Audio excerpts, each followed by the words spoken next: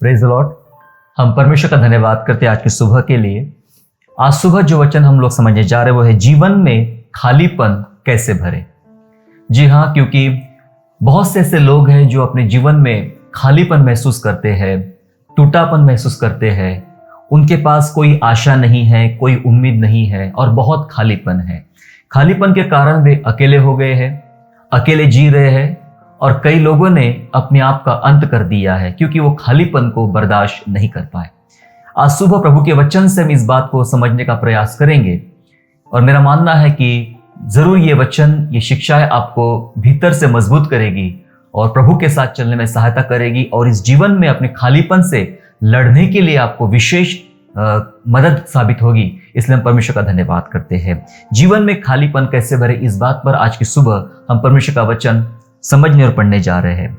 जब मनुष्य बाहर से और भीतर से टूट जाता है, बाहरी रूप से और भीतरी रूप से जब मनुष्य टूट जाता है तो ऐसा समय होता है कि वो अपने जीवन में खालीपन महसूस करता है। वो खालीपन, उसे लगता है कि मेरे पास कोई नहीं है, मैं टूट चुका हूं, बाहरी रूप से टूट चुका हूं, लोगों ने मुझे तोड़ दिया है, परिस्थितियों ने मुझे तोड़ दिया है। कई बार हम भीतरी रूप से, अंदर से, अपने आप से अंदर से हम टूट जाते हैं और जब ये टूटापन जब हमारे जीवन में आता है तब हम अपने जीवनों में खालीपन महसूस करते हैं। खालीपन का भाव हमें ये व्यतीत कराता है कि अब तेरा कोई नहीं, तेरा कुछ नहीं हो सकता है, तेरा सब कुछ समाप्त हो चुका है। कई बार इस प्रकार से हमारे अंदर खालीपन आता है मेरे प्यारों। कई बार ऐसा भी होता है कि जब मनुष्य परिस्थिति के साथ जब लड़ नहीं पाता है, जब मनुष्य परिस्थिति के साथ लड़ नहीं पाता है और उसे किसी चीज में आनंद नहीं लगता है, परिस्थितियां जो भी आ रही, कई बार होता है जीवन में ऐसी परिस्थिति आती है कि हमारे पास हमारे हर दिन एक समान नहीं होते हैं। कोई दिन अच्छा है तो कोई दिन बहुत संकट भरा हो सकता है। हर समय, हर साल या हर महीना एक समान नहीं होता है। बहुत सारे बदलाव हमारे जीवन में आते रहते हैं। जब वह परिस्थिति के साथ लड़ नहीं पाता और किसी चीज में उसको आनंद नहीं मिलता, फिर शायद आपके साथ ऐसा हुआ होगा या आपने ऐसे लोगों को देखा होगा कि आप खाना खा रहे हैं और आपको खाने में कोई आनंद नहीं आ रहा है। शायद कोई मनोरंजन का प्रोग्राम आप देख रहे हो और कोई आपको आनंद अंदर से नहीं आ रहा है।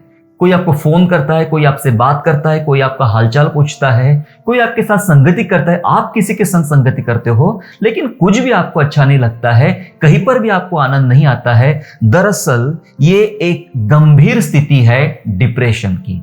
आप डिप्रेशन में हैं, आप खालीपन में हैं, आप अपने जीवन में, जिसको अंग्रेजी में एम्प्टीनेस कहा जाता है, खालीपन कहा जाता है, आप खालीपन के बहुत ही बड़े पड़ाव पर आप आ चुके हैं। आप अपने अंदर में बहुत सारा खालीपन महसूस कर रहे हैं।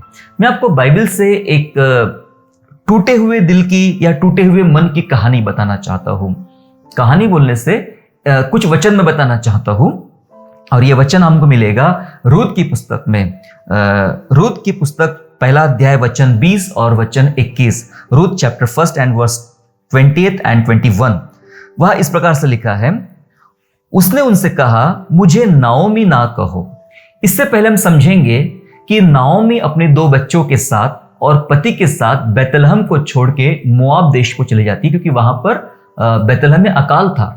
मोआब चली जाती है और मोआब जाने के बाद में वहां बस जाती है, वहां दोनों बच्चों की शादी कर लेती है और उसके साथ एक ऐसी घटना होती है कि उसका पति मर जाता है, उसके दोनों बेटे मर जाते हैं और एक बहू सास को छोड़ के अपने घर चली जाती है। सिर्फ एक बहू बच्ची है जिसका नाम रूत है और वो कहती कि सासू माँ, मैं आपके साथ आना चाहती हूँ, मैं आपके साथ रहना चाहती हूँ। अब नाओमी का मतलब ही होता है मनोहर या आनंदमयी, जिसके जीवन में खूब आनंद है। मन जीतने वाली, मनों को हरने वाली नाओमी आनंदित औरत थी। लेकिन जब वो मोआब से अपने गांव लौट आ रही है, अपने शहर लौट आ रही है, तब वह सब कुछ बर्बाद हो चुकी थी। उसका पति मर चुका है, बच्चे मर चुके हैं, बहू चली गई है, सिर्फ एक बहू साथ में आ रही है। और जब वो अपने नगर में प्रवेश करती है तो नगर में सब लोग इकट्ठा होते हैं कि कोई तो भी स्पेशल व्यक्ति आया है। तो लोग, महिलाएं, स्पेशली महिलाएं इकट्ठा होकर बोलती है, अरे ये तो नाओमी है, ये तो नाओमी कुछ साल पहले यहीं से चली गई थी, ये तो नाओमी है। तब नाओमी इस प्रकार से बात करी जो 20 वचन में लिखा है। उसने उनसे कहा, मुझे नाओमी ना कहो, मुझे मारा कहो। अब मारा का मतलब होता है कड़वा। मुझे नाओमी, आनंदमयी, मनोहर मुझे मत बोलो, आनंदित मुझे मत बोलो, मुझे कड़वा बोलो। मुझे वो कहना चाह रही, मुझे बर्बाद स्त्री कहो, मैं बर्बाद हो गई हूं, मैं टूट गई हूं, मुझे क्यों आप नाओमी कह रहे हो। आगे लिखा है, सर्वशक्तिमान ने मुझको बड़ा दुख दिया है, मैं भरी पूरी चली गई थी। सुनिएगा, मैं भरी पूरी चली गई थी, परंतु यहोवा ने मुझे छूछे करके लौटाया, मतलब खाली हाथ लौटा दिया। मैं भरी पूरी गई थी और खाली हाथ अपने नगर को मैं लौट आ रही हूं। सो जबकि यहोवा ही ने मेरे विरुद्ध साक्षी दी और सर्वशक्तिमान ने मुझे दुख दिया है, फिर तुम मुझे क्यों नाओमी कहते हो, क्यों मनोहर कहती हो, क्यों आनंदमयी कहती हो। मैं तो भरपूरी गई थी, मैं खाली हाथ लौट आ गई हूं। मेरे प्यारो, ये टूटे मन की कहानी है। नाओमी का दिल टूट गया है। नाओमी अपने जीवन में बर्बादी को महसूस कर रही है कि मेरा पास कुछ नहीं बचा है। मुझसे मत कहो अच्छी बातें, मुझे नाओमी या मुझे भरपूरी मत कहो, मैं तो बस बर्बाद हो गई हूं, मैं टूट चुकी हूं। शायद आप में से बहुत सारे लोगों का हाल ऐसा है। बहुत से लोग इस प्रकार से अपने आप महसूस करते हो, आप अपने मन को समझते हो कि एक महीना मेरे लिए बहुत अच्छा था, वो साल मेरे लिए बहुत अच्छा था, वो परिस्थिति मेरे लिए बहुत अच्छी थी, पर आज मैं कहीं का नहीं रहा, कहीं की नहीं रही। मैं अपने जीवन में खालीपन महसूस कर रही हूं। उसके लिए शायद आप घटनाओं का वर्णन करोगे कि मेरे घर में एक शादी हुई थी, तब से ऐसा हुआ, मेरा पति मर गया था, मेरी पत्नी की डेथ हो गई थी, हमारा घर में एक लोन आ गया था और फिर लोन हम चुका नहीं पाए तो ये प्रॉब्लम हो गया, या कुछ भी, व्हाटएवर, कुछ भी हो सकता है। और उस परिस्थिति को, उन चीजों को आप हवाला देकर अपने आप को ऐसा कह सकते हो कि अब मैं पहले के समान नहीं रहा, पहले के समान नहीं रही, मेरे जीवन में सब टूट गया है, सब बर्बाद हो गया है और अब मैं खाली हो गई हूं और मेरे अंदर खालीपन सा महसूस हो रहा है। मेरे प्यारों, जो लोग अपने जीवन में खालीपन महसूस करते हैं, उनके साथ ऐसा ही होता है। उनका जी कहीं नहीं लगता है, उनका मन कहीं नहीं लगता है, वो सिर्फ और सिर्फ टूटापन अपने जीवन में महसूस करते रहते हैं। ये खालीपन होता क्या है, थोड़ा इस पर चर्चा करेंगे और फिर हम बात करेंगे कि खालीपन को कैसे हम भर सकते हैं, जीवन में खालीपन को कैसे हम भर सकते हैं, इस पर हम लोग बात करेंगे। खालीपन जो होता है, खालीपन दरअसल हमें खुद से पराजित करता है। खालीपन खुद से पराजित करता है। हम दूसरों से जीत लेते हैं, दूसरों पर जय प्राप्त कर लेते हैं, कई चीजों पर जय प्राप्त कर लेते हैं, कई बातों पर जय प्राप्त कर लेते हैं। और इंसान जो हारता है वो स्वयं से ही हारता है, खुद से हार जाता है। तो उसके बाद खालीपन जीवन में आता है। जब आप, हो सकता है अभी आप अपने अंदर खालीपन महसूस कर रहे हो, मेरी बात आप नोटिस कीजिए, क्या आप खुद से हारे हो? दूसरों से नहीं हारे हम, दूसरों से तो जीत लिया, बातों से, कामों से या अन्य तरीके से हमने दूसरों से जीत लिया है, हम कभी भी उनसे नहीं हारे। पर हम जो आज हारे हैं, जो खालीपन हमारे जीवन में आए, उसकी वजह हम खुद है। हम खुद से हार गए, इसलिए मन नहीं लग रहा, इसलिए आनंद नहीं आ रहा, इसलिए सुकून नहीं लग रहा, इसलिए कहीं दिमाग काम नहीं कर रहा। हम टूट गए, बाहर से भीतर से हम पूर्ण रूप से टूट गए हैं, परिस्थिति का सामना नहीं कर पा रहे हैं, क्योंकि हम खुद से हार गए हैं। मेरे प्यारों, जब आदमी खुद से हार जाता है तो दरअसल उसकी सबसे बड़ी ये हार है कि वो अब जीत नहीं पाएगा। और ये होता है खालीपन की अवस्था। तब मनुष्य खालीपन में आता है, जब वो स्वयं से हार जाता है। खालीपन हमारे नजरिए को बदल देता है। खालीपन जो होता है वो हमारे नजरिए को बदल देता है। मैं आपको उदाहरण बताना चाहता हूं। मेरे पास ये एक पानी का ग्लास है, आप देख पा रहे होंगे, मेरे पास एक पानी का ग्लास है। कुछ लोग, आप में से कुछ लोग ये सोच रहे होंगे, मैं पूछूं मेरे हाथ में क्या है, तो आप शायद सवाल जवाब देंगे मेरे सवाल का। ये आपके हाथ में ग्लास है जो आधा खाली है, जो आधा खाली है। कुछ लोग कहेंगे ये आधा खाली है ग्लास। कुछ लोग ऐसा कहेंगे, शायद वो थोड़े होंगे, जो कहेंगे नहीं ये आधा भरा हुआ है। आपके हाथ में जो ग्लास है वो आधा भरा हुआ है। कुछ लोग कह रहे हैं कि ये ग्लास आधा खाली है, और ऐसा कहने वाले अधिकांश लोग हो सकते हैं, मैक्सिमम लोग ये हो सकते हैं कि आपके हाथ में एक आधा ग्लास है, आधा ग्लास पानी उसके अंदर है, आधा खाली ग्लास आपके हाथ में है। पर थोड़े से ही लोग ऐसे होंगे जो कहते हैं कि आपके हाथ में जो ग्लास है वो आधा भरा हुआ है। यही नजरिया है। जी हां, मैं इसी नजरिए की बात कर रहा हूं। जब आप नकारात्मक अवस्था में होते हैं, आपके जीवन में, आपके स्वभाव में, आपके देखने में सब कुछ नकारात्मक लगता है, सब कुछ झूठ लगता है, सब कुछ खराब लगता है, सब कुछ टूटा लगता है, तो आप हर चीज में नकारात्मकता ढूंढ लेते हैं। मैंने ग्लास दिखाया, उसमें नकारात्मकता ढूंढ ली तो आधा खाली है, पर आपको यह पता है कि यह आधा भरा हुआ है, मतलब बहुत है। आधा भरा है मतलब बहुत है। हमें जो होता है वो दिखाई नहीं पड़ता है, जो नहीं है वो ज्यादा दिखाई पड़ता है। कुछ लोगों ने ये कहा होगा कि आपके पास में जो ग्लास है वो आधा भरा हुआ है, ये सकारात्मक सोच है कि भाई जो नहीं है उसको छोड़ दीजिए, लेकिन जो आधा भरा है उसमें हम बहुत कुछ कर सकते हैं। जब आप जीवन में खाली हो जाते हैं, आपका जीवन खालीपन से गुजरता है, तो आपकी जो सोचने का ढंग होता है, सोचने का नजरिया होता है, वो तकरीबन नकारात्मक हो जाता है। और ये नकारात्मक शैली हमारे जीवन को जो खालीपन हो जाता है उसको और ज्यादा खाली करती है और उसको बर्बादी के रास्ते पर ले चलती है। हम नकारात्मकता ना ढूंढे, हम उसमें सकारात्मकता ढूंढे, अपने नजरिए को बदले। कुछ नहीं है कोई प्रॉब्लम नहीं, लेकिन थोड़ा है तो काफी है, थोड़ा है तो काफी है। बस परमेश्वर उस थोड़े का इस्तेमाल आपकी बचाव के लिए, आपकी उन्नति के लिए परमेश्वर उस थोड़े का इस्तेमाल कर सकता है। आपको याद है सारपत की विधवा? आपको याद है वो स्त्री जो भविष्यवक्ताओं के चेले में से एक की पत्नी थी, जिसके बच्चे को उठाने की धमकी दी जा रही थी? और उस सारपत की विधवा के बारे में दोनों उदाहरण सेम है, क्योंकि मैं इसलिए ऐसा बता रहा हूं। सारपत की विधवा को पूछा गया तेरे पास क्या है? सारपत की विधवा ने जवाब दिया कि मेरे पास कुछ भी नहीं है, हाँ लेकिन एक मुट्ठी भर आटा मेरे पास है और कुप्पी में थोड़ा सा तेल बचा है, बस। मतलब कुछ नहीं है, सब कुछ समाप्त हो गया, ऐसा उसने नहीं कहा। उसने कहा मेरे पास थोड़ा सा है, एक मुट्ठी भर आटा है, क्योंकि हम जो बनाएंगे आज खाना, वो खाने के बाद मैं और मेरा बेटा, हम लोग शायद उसके बाद खाना नहीं मिलेगा तो हम लोग मर जाएंगे, पर थोड़ा सा है। सकारात्मकता देखिए, थोड़ा सा है। परमेश्वर का कथन यह है, थोड़ा है काफी है, मैं उस थोड़े का ही इस्तेमाल अपनी महिमा के लिए करूंगा। और हम उदाहरण देखते कि 3.5 साल तक उसके घर में ना आटा खत्म हुआ ना तेल खत्म हुआ। वो जो स्त्री थी, शूनेमिन स्त्री, जिसके पास में वो भविष्यवक्ताओं की चेलों में एक पत्नी थी, जिसके बच्चे को उठाने की धमकी दी थी, उसको पूछा गया तेरे पास क्या है? उसकी भी कंडीशन काफी खराब थी। उसने कहा मेरे पास घर में थोड़ा सा छोटा सा तेल बचा हुआ है कुप्पी में, बस काफी है। थोड़ा है तो काफी है। और प्रभु ने उस कुप्पी भर तेल का इस्तेमाल करना शुरू कर दिया और हम देखते क्या हुआ, चमत्कार, बहुत सारा तेल हो गया और वो पैसा मिल गया। थोड़ा है काफी है। मूसा को पूछा तेरे पास क्या है? बोले कुछ भी तो नहीं, सब राजपाट छोड़ के आया हूं, लेकिन मेरे पास लाठी है, बस काफी है।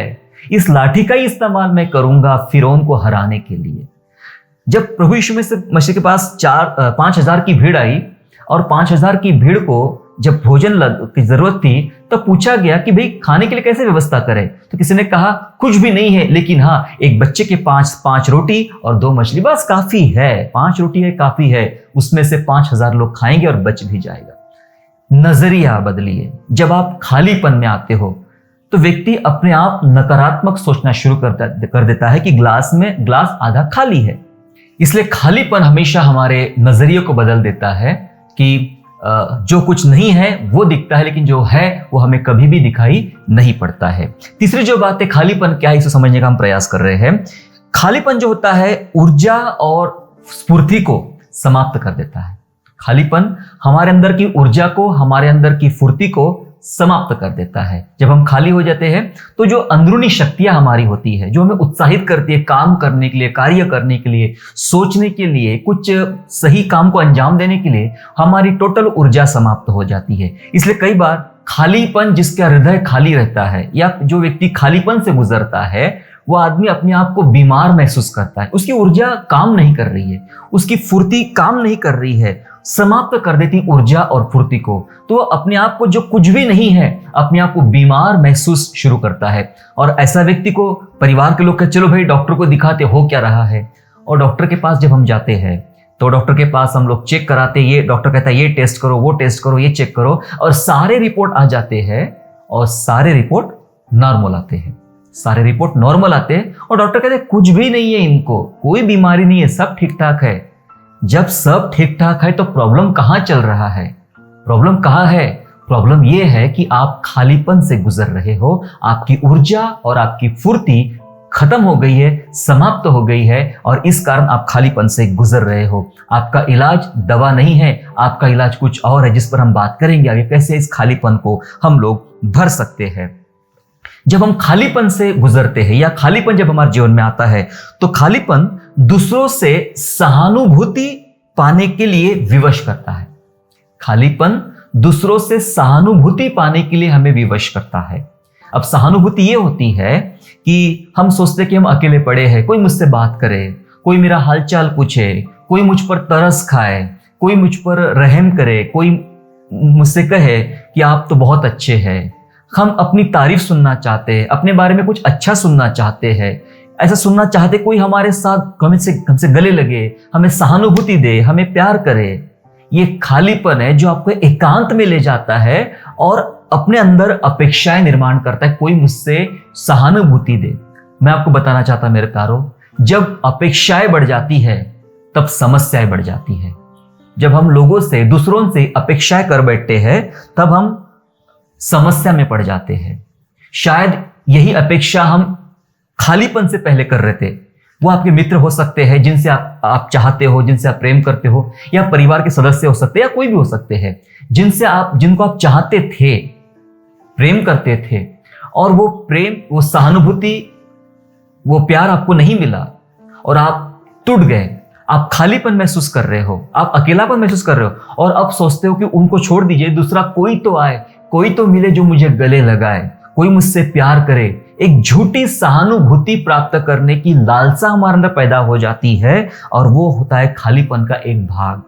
खालीपन का एक भाग होता है मेरे प्यारों। क्या आपके साथ ऐसा चल रहा है? आपको अभी भी लगता है कोई आना चाहिए, मुझसे मिलना चाहिए, मुझसे गले लगना चाहिए?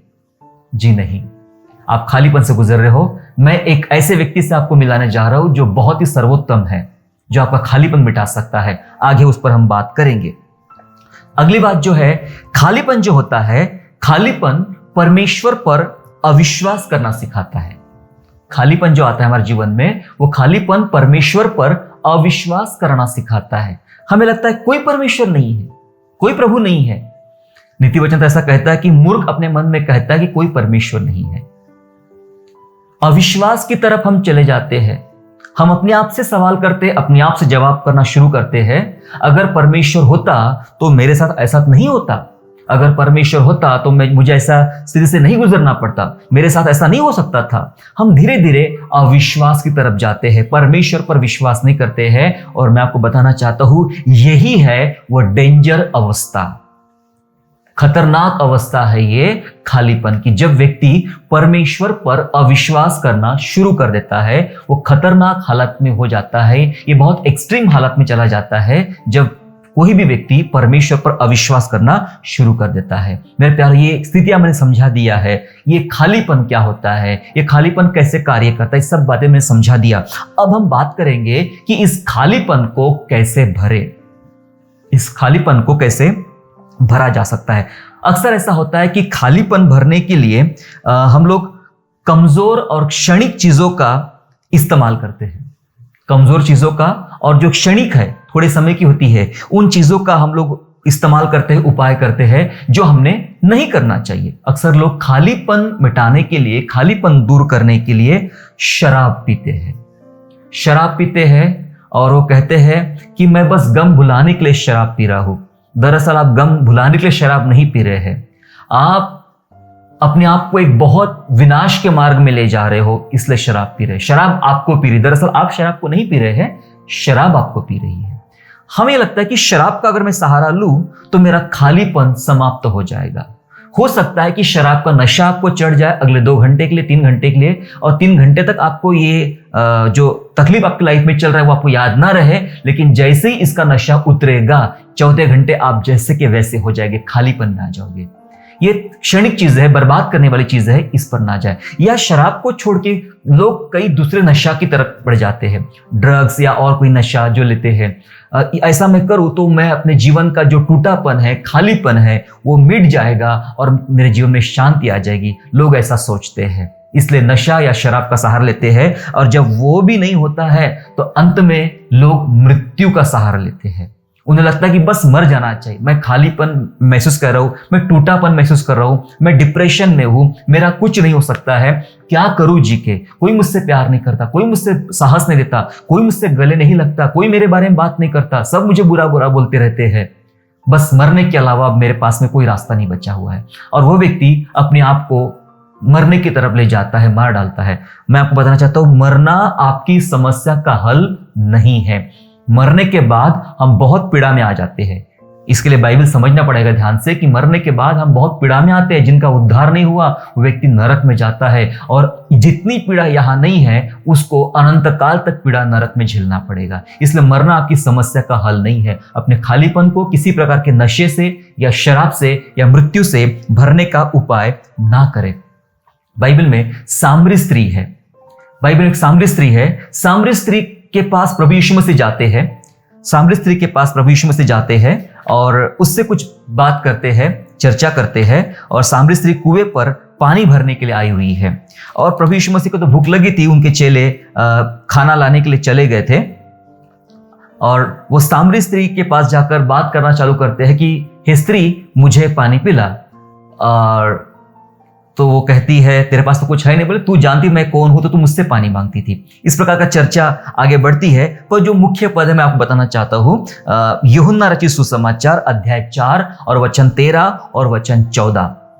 John gospel chapter 4 verse 13 and verse 14, जहां इस प्रकार से लिखा है, यीशु ने उसको उत्तर दिया, सामरी स्त्री को उत्तर दिया कि जो कोई यह जल पिएगा फिर प्यासा होगा।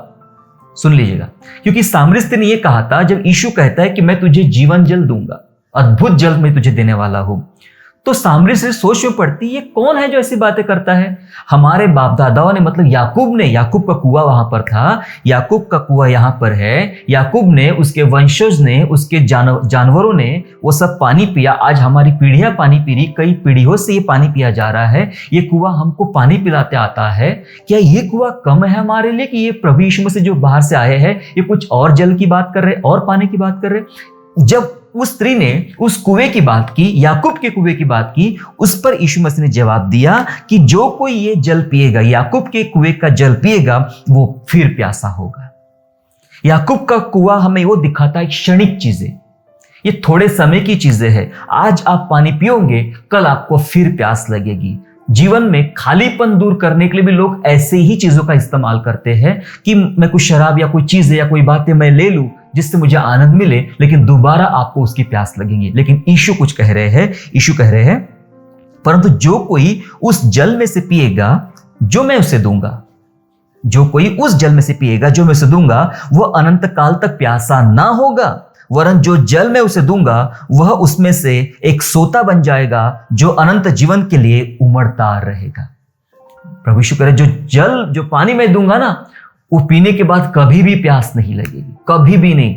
उल्टा वो खुद एक सोता बन जाएगा, सोर्स बन जाएगा, उसके भीतर से झरना बहना शुरू हो जाएगा।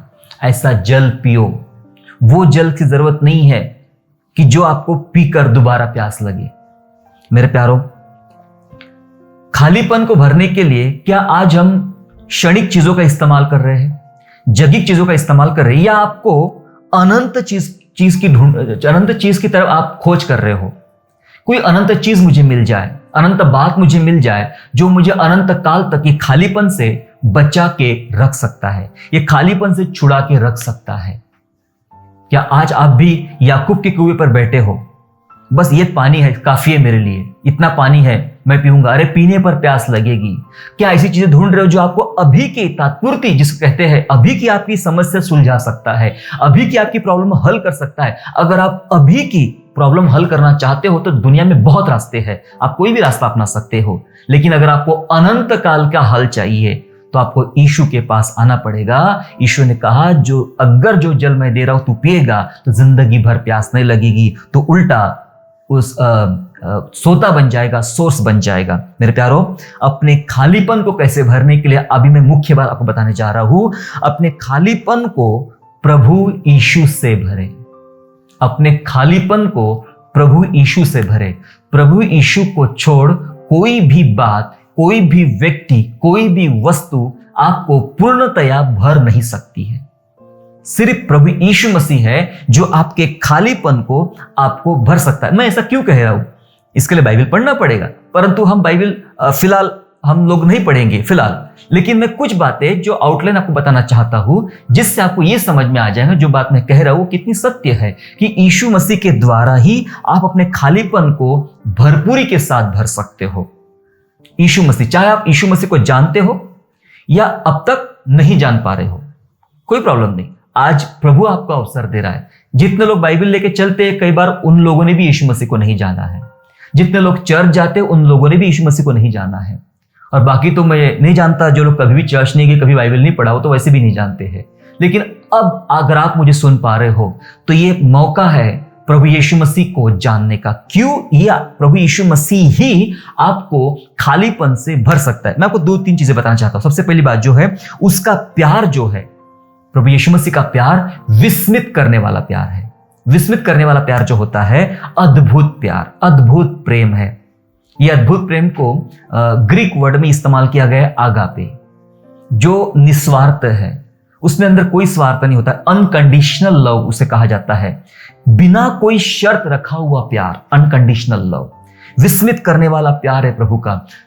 आपने जिनसे धोखा खाया है, आपको जितनों ने धोखा दिया है, आपके साथ जितनों ने बुरा किया है, ये वो लोग थे जिन्होंने शर्तों के आधार पे आपसे प्रेम किया। आप ऐसा करोगे तो मैं ऐसा करूंगा, आप मुझे ये चीज दोगे तो मैं आपको ये चीज दूंगा, आप मेरे साथ अच्छाई करोगे तो मैं आपके साथ अच्छाई करूंगा। शर्त रखी गई थी, शर्त रखी गई थी। शर्त के आधार पे उन्होंने प्यार करने की चेष्टा किया, और जब आप वो शर्त पूरी नहीं कर पाए तो आपसे वो अलग हो गए, टूट गए। फिर वो आप बिजनेस में हो सकता है, फैमिली में हो सकता है, मित्रों में हो सकता है, किधर भी हो सकता है, वो टूट के चले गए। वहां पे शर्तें थी, और जहां शर्तें थी वहां सब कुछ बर्बाद हो गया। यीशु प्रभु ने जो प्यार किया है, उसने कोई शर्त नहीं रखा। अनकंडीशनल लव, कोई शर्त नहीं। तू ऐसा करेगा तो मैं तुझसे प्यार करूंगा, तू इतना पैसा देगा तो प्यार करूंगा, तू मेरे लिए ये काम करेगा तो प्यार। बिल्कुल कोई शर्त नहीं रखी। उसका प्यार विस्मित करने वाला प्यार है, अद्भुत प्यार है मेरे प्यारों। एक बार प्रभु यीशु मसीह का प्यार हमें मिल जाए तो आपको किसी प्यार की जरूरत नहीं पड़ेगी। सारे प्यार, सारे प्रेम फीके हैं प्रभु यीशु मसीह के प्रेम के आगे। तो इसलिए अपने खालीपन को भरना है तो प्रभु यीशु से प्यार करना सीखे। प्रभु यीशु से भरे अपने अंदर को, अपने जीवन को प्रभु यीशु से भरे। उसका प्यार विस्मित करता है। दूसरी बात जो है, उसकी शिक्षा हमें इंसान बनाती है। उसका प्यार विस्मित करता है, उसकी शिक्षा, जी हां, उसकी शिक्षा हमें इंसान बनाती है। हमें लगता है कि संसार की डिग्रियां, संसार की चीजें या संसार का एजुकेशन हमारे लिए सब कुछ है। जितनों ने संसार का एजुकेशन पाया, संसार की शिक्षाएं लिया, आज वे क्या कर रहे हैं? अब बहुत सारे लोग हम देखते हैं, वे लोग कई लोगों को लूट रहे हैं, अपना फायदा निकालने के लिए लोगों को लूट रहे हैं और लोगों को परेशान कर रहे हैं। दरअसल शिक्षा की वजह से कोई इंसान बनता नहीं है, नहीं। इंसान को इंसान प्रभु यीशु मसीह बनाता है। इंसान को इंसान प्रभु यीशु मसीह की शिक्षा बनाती है। आप यीशु मसीह की शिक्षा का अध्ययन कीजिए। अगर आप बहुत ज्यादा नहीं पढ़ सकते हैं, बहुत ज्यादा समझ नहीं सकते हैं, तो प्रभु यीशु मसीह के पहाड़ी उपदेश, मत्ती के सुसमाचार अध्याय 5, 6 और 7, इसको ध्यान पूर्वक मनन कीजिए। काफी लंबा समय लगेगा, शायद कुछ महीने भी लग सकते हैं ये मात्र 3 अध्याय को समझने के लिए। यदि आप इन अध्यायों को समझ जाए तो आपको ये समझेगा कि ये प्रभु यीशु मसीह की शिक्षा है। अगर इन शिक्षाओं का मैं पालन करूं तो ये मुझे इंसान बनाएगी, और ये शिक्षाएं मुझे खालीपन में नहीं जाने देगी, खालीपन से मुझे बचा लेगी। जी हाँ, यीशु का प्यार विस्मित करने वाला है। यीशु की शिक्षा इंसान बनाती है, और उसका वचन हमें हिम्मत देता है। बाइबल जो प्रभु का वचन है बाइबल में, वो हमें लगातार हिम्मत देता है, लगातार ढाढ़स देता है। हमें किसी ने ढाढ़स दिया ही नहीं, तभी तो हम खालीपन में चले गए। किसी ने हिम्मत बढ़ाई नहीं हमारी, तभी हम खालीपन में चले गए, टूट गए, डिप्रेशन में चले गए। कोई ऐसा कह देता है कि नहीं ये आप कर सकते हो, तो बिल्कुल आप कर सकते थे। किसी ने आपको हिम्मत दी होती तो आप वो कर सकते थे, लेकिन शायद संसार के लोग भी झूठी हिम्मत देते, लेकिन सच्ची हिम्मत परमेश्वर देता है। मैं आपके लिए एक वचन पढ़ना चाहता हूं, मेरे साथ निकालेंगे भजन संहिता अध्याय 147, साम चैप्टर 147 एंड वर्स 3। तीसरा वचन इस प्रकार से कहता है, वह खेदित मन वाले को चंगा करता है। वह माने परमेश्वर खेदित मन वालों को चंगा करता है और उनके शोक पर मरहम पट्टी बांधता है। क्या सुंदर बात है। प्रभु के कलाम में लिखा है कि खेदी जिनका मन टूट चुका है, जो खालीपन की अवस्था से गुजर रहे हैं, परमेश्वर उनको चंगा करता है। मेरे प्यारो, आपको आज डॉक्टर की जरूरत नहीं है, आपको आज दवाइयों की जरूरत नहीं है, क्योंकि आपका मन टूटा है, आप खालीपन हो, आपके सारे रिपोर्ट नॉर्मल आ रहे हैं। तो आज आपको यीशु मसीह की जरूरत है। यीशु मसीह कहते हैं, परमेश्वर कहते हैं कि जिनका मन टूट चुका है, खेदित है, उनके मन को चंगा करता है। आज हमारे मन की चंगाई चाहिए। खालीपन दूर करना है तो मन की चंगाई चाहिए। कोई नहीं कर पाएगा, केवल प्रभु यीशु मसीह। दूसरी बात कहता है यहाँ पे कि वो हमारे शोक पर, जो आपके जीवन में शोक चल रहा है, दुख चल रहा है, निराशा चल रही है, परमेश्वर बोलता है उस पर मरहम पट्टी वो लगाएगा। सचमुच उससे, उसके जैसा प्यार किसी का नहीं है, वैसा प्रेम कोई नहीं कर सकता हमसे। आइए उससे प्यार करना सीखे। मैं 3 बातें बताए क्यों यीशु मसीह से अपने आप को भर देना है। जब आप यीशु मसीह से अपने आप को भर देंगे, मैं आपको गारंटी के साथ बताना चाहता हूं, आप जीवन में फिर कभी भी अपने अंदर खालीपन महसूस नहीं करेंगे। सिर्फ यीशु काफी है हमारे लिए, सिर्फ यीशु काफी है। उसका प्यार विस्मित करता है, उसकी शिक्षा में इंसान बनाती है, और बाइबल का वचन हमें सदा हिम्मत देता है। मेरे प्यारों, इसलिए हमें उस प्रभु यीशु मसीह को जानना है और उसको स्वीकार करना है। इस खालीपन का जो इस्तेमाल है, आप एक नई शुरुआत करने के लिए कर सकते हैं। इस खालीपन का इस्तेमाल अपने जीवन के लिए एक नई शुरुआत करने के लिए आप कर सकते हैं। चीजें जब खाली हो जाती है, टूट जाती है, दरअसल बड़ी इमारत खड़ी करना है, बड़ी बिल्डिंग खड़ी करना है ना, तो जमीन को बेधना पड़ता है, काटना पड़ता है, तोड़ना पड़ता है, तब जाके उसके अंदर फाउंडेशन डाला जाता है, और तब उस फाउंडेशन के ऊपर बड़ी इमारत खड़ी हो जाती है। कुछ चीजें करना है भी, खेती बाड़ी वाले जो लोग होते हैं, उन्हें जब भी खेती करना होता है तो जमीन को पहले साफ करना होता है, खाली करना पड़ता है, पुराने पेड़ों को, पुराने कचरे को साफ करना पड़ता है, काट डालना पड़ता है, तब वो नई खेती कर सकते हैं। क्या आज आपका मन टूटा हुआ है? क्या आप अपने जीवन में खालीपन महसूस कर रहे हो? तो खाली हो तो अच्छी बात है, दुख की बात नहीं, अच्छी बात है। इसका आप शुरुआत एक नई शुरुआत करने के लिए कर सकते हो। This is a new beginning. आपके जीवन के लिए नई शुरुआत है, ये एक नई शुरुआत आप कर सकते हो। आप जानते हैं वो जो restaurant KFC, Kentucky fried chicken, KFC के रेस्टोरेंट पूरे दुनिया में अलग अलग देशों में पाए जाते हैं। KFC के मालिक ने KFC की शुरुआत अपने रिटायरमेंट के बाद किया था। रिटायरमेंट तक का लाइफ कैसा था इस आदमी का, अगर आप पढ़ेंगे इनका जीवन तो समझ में आएगा कि इनका जीवन टूटा हुआ था। इन्होंने अपने जीवन में असफलता पाई, सारा टाइम असफलता पाई, अपने फैमिली में, अपने पत्नी से, जहां जहां उन्होंने नौकरी किया वहां से हर बार उनको निराशा मिली। टूट चुका था वह इंसान, और रिटायरमेंट के बाद में $100 गवर्नमेंट ने दिया, वो लेके बस एक जगह बैठे ताकि मैं अपने जीवन को अंत कर लूं, मेरे पास कुछ बचा नहीं है, मैं इतना टूट चुका हूं, मैं तो असफल व्यक्ति हूं, मुझसे कुछ नहीं हो पाया, सोचा मैं मर जाऊं।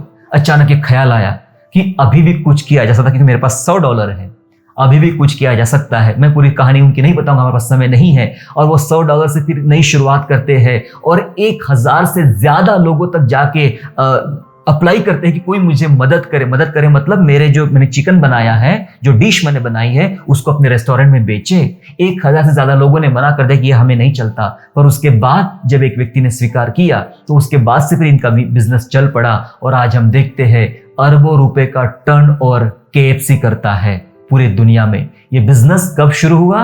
ये बिजनेस उस व्यक्ति के रिटायरमेंट के बाद शुरू हुआ, जब कुछ भी नहीं करने का होता है, इंसान बूढ़ा हो गया, अब कुछ नहीं कर सकता है, तब उन्होंने इस बिजनेस की शुरुआत की। क्या आप खालीपन से गुजर रहे हो? आओ इसका इस्तेमाल एक नई शुरुआत करने के लिए करें। शायद लोगों ने आपको यह बोला आप किसी काम के नहीं हो, किसी काम के नहीं हो, आपसे कुछ नहीं हो सकता है, आपको बार बार निराशा मिली। लेकिन मैं आपको एक चीज बताना चाहता हूं, क्या आपके घर में कोई बंद घड़ी आपने देखा है? दीवार पे एक घड़ी लगी होती है, वो बंद होती है, और उस घड़ी के बारे में सोचते हैं ये तो बंद घड़ी है, किसी काम की नहीं, इसकी मशीन खराब हो गई है, किसी काम की नहीं। मेरे प्यारों, ये बंद घड़ी भी दिन में 2 बार सही टाइम बताती है। उसका कांटा किधर भी हो, 24 घंटे में दिन में 2 बार वो आपको सही टाइम बताती है। जो चीज काम की नहीं है वो भी 2 बार सही काम कर देती है। मेरे प्यारों, क्या आप आज इस खालीपन से गुजर रहे हो और लोग आपको यह कह रहे हैं आप किसी काम के नहीं? मैं आपको कहता हूं आप बहुत काम के हो, आप बहुत काम में आ सकते हो। प्रभु यीशु मसीह के काम आ सकते हो, प्रभु यीशु मसीह की सेवकाई के काम आ सकते हो। प्रभु यीशु मसीह के लिए अपना जीवन दे दो, एक नई शुरुआत करो। नई शुरुआत करो। शायद संसार में आपकी कीमत नहीं है, मेरे यीशु के पास आपकी कीमत है। वो आपसे और मुझसे बेहद प्यार करता है। आओ उसको समझे। शायद बरसों से आप बाइबल पढ़ रहे हो, बरसों से चर्च जा रहे हो, अभी तक नहीं समझ पाए यीशु मसीह को। शायद कभी भी यीशु मसीह के बारे में आपने सुना नहीं, पर अगर आज आप मुझे सुन रहे हो, आज यीशु को अपने जीवन में बुलाए, स्वीकार करे, ग्रहण करे, एक नई शुरुआत करे। आज अभी इसी वक्त आपके लिए एक नई शुरुआत हो सकती है। बस करो रोना, अपने आप पे तरस खाना बंद करो, ये चिंता करना बंद करो, उठो और काम करना शुरू करो। आप बहुत कुछ कर सकते हो। अगली बात जो करना है, मैं 5 मिनट में समाप्त कर रहा हूं। अगली बात जो हमें करना है, हमें अपनी दिशा बदलना है, क्योंकि जब आप दिशा बदलोगे तो आपकी दशा अपने आप बदल जाएगी। हालेलुया।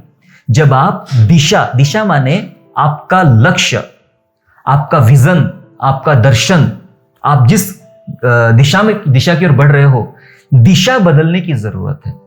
अब तक हम जिस दिशा में चल रहे थे, शायद यह गलत दिशा थी और इसलिए इस दिशा ने हमें खालीपन की तरफ ले आया है। लेकिन अब हमें दिशा बदलना है। अपनी दिशा को इस दिशा से बदल के प्रभु यीशु मसीह की दिशा की तरफ ले चलना है।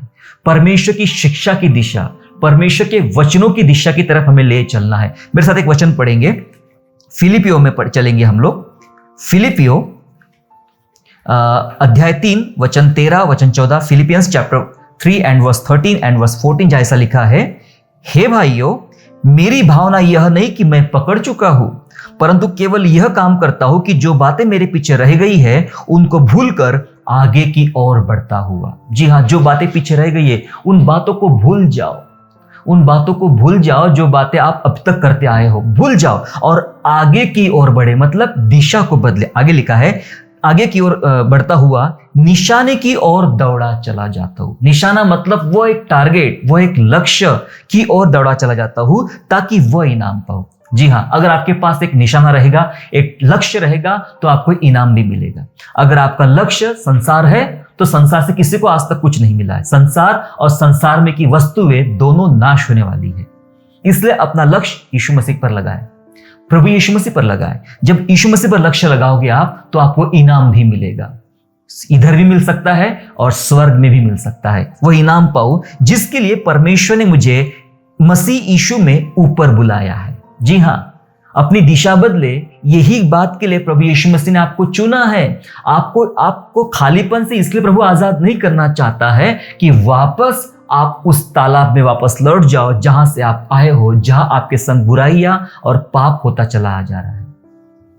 हमें वो छोड़ के बाहर आप आ जाने की जरूरत है। आओ अपनी दिशा बदले, परमेश्वर आपकी दशा बदल सकता है। यीशु को चुने, पहले उसने हमें चुना है, लेकिन आपकी बारी। क्या आप चुन सकते हो उसको? क्या आप उसको स्वीकार कर सकते हो? वो आपकी दशा बदल देगा। यीशु मसीह के पीछे चले मेरे प्यारो। अंतिम बात बता रहा हूं आपको मैं। अंतिम बात हमें यह करना है, अगर हमें खालीपन से पूर्णतया आजाद होना है तो यीशु मसीह के पीछे चले। बाइबल कहती है यीशु के पीछे चलोगे तो खालीपन कभी भी महसूस नहीं करोगे। यीशु मसीह के पीछे चलोगे तो खालीपन कभी भी महसूस नहीं करेंगे। मेरे साथ एक वचन, अंतिम वचन पढ़ेंगे हम लोग, यूहन्ना रचित सुसमाचार अध्याय 7 और वचन 38, John gospel chapter 7 and verse 38, जहां इस प्रकार लिखा है, जो मुझ पर विश्वास करेगा, जैसा पवित्र शास्त्र में आया है, उसके हृदय में से जीवन के जल की नदियां बह निकलेगी। यीशु कहते हैं जो मुझ पर विश्वास करेगा, जो मुझ पर विश्वास करेगा, क्या होगा उसके साथ में? क्या होगा उसके साथ में? वो कभी किसी के काम भी नहीं आ सकता था। अब कहता है यीशु मसीह, उसके जीवन से, हृदय से जीवन जल की नदियां बह निकलेगी। सोर्स, आप कुछ भी नहीं थे और परमेश्वर आपको स्रोत बनाना चाहता है, सोर्स बनाना चाहिए। यही बात हमने सामरिस्ती के साथ पढ़े थे। यीशु मसीह ने कहा जो ये जल पिएगा वो कभी प्यासा नहीं होगा और उसके भीतर से झरने बह निकलेंगे। आप सोर्स बनने जा रहे हो, आप स्रोत बनने जा रहे हो। जब आप यीशु के पीछे चलोगे आप कभी भी खालीपन महसूस नहीं करोगे। जी हां, जो खुद अपने आप में एक सोर्स है वो खाली कैसे होगा? वो तो भरा रहेगा और ये कह देगा बस ले जाओ, ले जाओ, मेरे पास बहुत कुछ है, ले जाओ। वो खाली कभी नहीं हो सकता। यीशु आपको सोर्स बना रहा। कभी आपने देखा है कि जो झरना होता है, कुएं का झरना, वो कभी खत्म होता है? नहीं होता, जल्दी खत्म। झरने बंद नहीं होते हैं मेरे प्यारो। आप झरना है, झरना। क्या करना है? यीशु मसीह के पीछे चलोगे तो अपने जीवन में खालीपन कभी भी महसूस नहीं करोगे। ये जरूर साधारण बातें जरूर है, लेकिन ये आपका जीवन बदल सकती है, ये आपकी परिस्थितियां बदल सकती है, ये आपकी सोच बदल सकती है। ये जो बातें मैंने बताई, अगर ये आपके साथ हो रहा है, ये आपके साथ चल रहा है, आप कुछ गलत निर्णय ले रहे हो, आप इस खालीपन को मिटाने के लिए बर्बाद होने वाली चीजों के पीछे लगे हो, कोई नशा, मृत्यु या व्यक्ति या ऐसी कुछ चीजों के पीछे लगे हुए हो, तो आज ही छोड़कर उसको त्याग कर प्रभु के पीछे चलना चालू करे। वो आपको कभी अपने अंदर खालीपन महसूस नहीं करने होने देगा। वो खुद एक महासागर है। प्रभु यीशु मसीह दया सागर है, महासागर है, और वो सागर आपको नदी बनाना चाहता है, आपको स्रोत बनाना चाहता है। जी हाँ, जहां आप बैठोगे लोग आपसे हिम्मत प्राप्त करेंगे, जहां आप बात करोगे लोग आपसे प्रेरणा प्राप्त करेंगे, क्योंकि आप बंद डिब्बा नहीं रहोगे, आप झरना, आप बहते वाली नदी रहोगे, आप बहना चालू कर दोगे। आओ, ये परमेश्वर आपको मौका दे रहा है, परमेश्वर ने यह अवसर आपको दिया है। आज मैं आपसे निवेदन करता हूं, प्रभु यीशु को अपने जीवन में बुलाए, प्रभु यीशु मसीह को स्वीकार करें। आज कहे, हो सका आपका बपतिस्मा भी हो चुका है, हो सकता है आप प्रभु भोज रेगुलर लेते हो, लेकिन इस हालत से गुजर रहे हो, खालीपन से। आपको फिर एक नवीनीकरण की जरूरत है, यीशु पर सच्चे विश्वास की जरूरत है, पलट आने की जरूरत है। हो सकता है कि आप पहली बार प्रभु यीशु मसीह को जान रहे हो, तो इससे बेहतर अवसर आपके लिए कुछ भी नहीं है। फिर आओ, प्रभु को बुलाया अपने जीवन में, क्योंकि मैंने कहा 3 बातें बताई उसके विषय में। उसका प्यार विस्मित करने वाला है, ऐसा प्यार किसी ने हमसे आज तक नहीं किया। उसकी शिक्षा हमें दरअसल इंसान बनाएगी, और उसका वचन हमें लगातार हिम्मत देगा। ये बातें कोई नहीं कर सकता सिवाय परमेश्वर के। मैं आज इन वचनों के द्वारा, प्रभु के इस संदेश के द्वारा आपको हिम्मत देना चाहता हूं। आओ मेरे संग प्रार्थना करें। निश्चय मेरा मानना है कि परमेश्वर आपको एक मजबूत हिम्मत देगा, और दोबारा कभी भी आप खालीपन की खाई से नहीं गुजरोगे। जी हाँ, खालीपन की खाई से नहीं गुजरोगे, आप सोर्स बन के बहते झरने के समान बहना शुरू कर देंगे। परमेश्वर आपके जीवन को झरना बनाने जा रहा है। आइए हम लोग प्रार्थना करें। हमारे जीवित स्वर्गीय सामर्थ्य परमेश्वर पिता, प्रभु आपके नाम को हम धन्यवाद करते हैं प्रभु, क्योंकि प्रभु आपके जैसा दूसरा कोई नहीं है जो हमसे इतना प्यार करे। हम धन्यवाद करते प्रभु, आपने हमसे बेहद प्यार किया है। हमारे छुड़ौती के लिए आपने अपना एकलौता पुत्र दे दिया है। प्रभु हम आज अपने जीवन में रोते हैं, यहाँ सुनने वाले तमाम मेरे भाई बहनें प्रभु शायद रो रहे हैं, पीड़ित है, तकलीफों में है, पीड़ाओं में है, उन्हें समझ में नहीं आ रहा क्या करूं, मेरे जीवन के खालीपन का मैं कैसे उपाय करूं, मैं कैसे इस खालीपन से बाहर निकलूं, मैं एकांतवास से मैं कैसे बाहर निकलूं, मेरा अपना कोई नहीं है। हमारी हालत भी उस 38 साल के रोगी के समान है प्रभु कि मेरा अपना कोई नहीं है। आपसे विनती करते पिता परमेश्वर, आइए प्रभु, हम आज अपना हृदय खोलते हैं, अपना दिल खोलते हैं प्रभु। आइए हमारे भीतर प्रवेश कीजिए। आपसे ही हम अपने खालीपन को भर सकते हैं, और आप भरपूरी की आशीष है पिता परमेश्वर। आइए हमारे अंदर और हमारे जीवन का खालीपन समाप्त कीजिए, खालीपन मिटाइए पिता परमेश्वर। आपसे निवेदन करता हूँ, जो लोग आज पीड़ित है, दुखी है, निराश हो गए हैं, उन्हें कुछ रास्ता समझ में नहीं आ रहा है, उन्हें कुछ माध्यम समझ में नहीं आ रहा है, और लोगों ने उनको छोड़ दिया है, लोगों ने उनको त्याग दिया है, कोई कहीं का कहीं नहीं है, लेकिन परमेश्वर आपने वादा किया है, मैं तुझे उठाऊंगा, मैं तेरी सहायता करूंगा, मैं तुझे हिम्मत दूंगा, और तुझे मैं अपने गोद में उठाए ले चलूंगा। तेरा वचन, तेरा वादा हमारे लिए पिता परमेश्वर, आप हमें कभी भी अनाथ और अकेला नहीं छोड़ते। चाहे संसार में कोई हमारा प्रिय कोई ना हो प्रभु जी, लेकिन हमारा प्रिय यीशु मसीह है जो हमसे बेहद प्यार करता है। हमने आपके प्यार को महसूस किया प्रभु जी। हम विनती के तमाम मेरे भाई बहनों के लिए पिता परमेश्वर, आप अपना प्यार उन्हें दीजिए, वह प्यार बांटी यीशु राजा। आज वे खाली डिब्बे के समान है, कुछ नहीं है उनके अंदर, खाली बन चुके, खाली पात्र है, खाली बर्तन है पिता परमेश्वर। आपसे निवेदन करते प्रभु जी, आइए आप पर विश्वास करना सिखाइए। आपने कहा जो मुझ पर विश्वास करेगा उसके भीतर से जीवन जल की नदियां बह निकलेगी, वो सोर्स बनेगा, स्रोत बनेगा, उसे किसी से लेना नहीं पड़ेगा, वो स्वयं बांटना शुरू कर देगा। जब यीशु हमारे जीवन में आते हैं, सचमुच हम बांटने वाले स्रोत बनते प्रभु जी। हम धन्यवाद करें आपके प्यार के लिए। आइए प्रभु, हम आज से वादा करते कि आप जब हमारे अंदर आ गए हो, हमारे जीवन में आ गए हो पिता परमेश्वर, आज के बाद हम खालीपन में नहीं गुजरेंगे, आज से हम भरे पूरे रहेंगे। नाओमी के समान नहीं कहेंगे कि मुझे नाओमी मत कहो, हम फिर कहेंगे प्रभु प्रभु हमें नाओमी कहो ना। हम मनोहर, मन को हरने वाले आनंद में बनना चाहते यीशु के पीछे चलते चलते। आइए प्रभु, हमें आपके पीछे चलना सिखाइए, आपका अनुसरण सिखाइए प्रभु। धन्यवाद करते हैं, महिमा आदर गौरव आपको देते हैं और यीशु मसीह के नाम से प्रार्थना मांगते राजा सुनिए और दया से कबूल कीजिए। आमीन।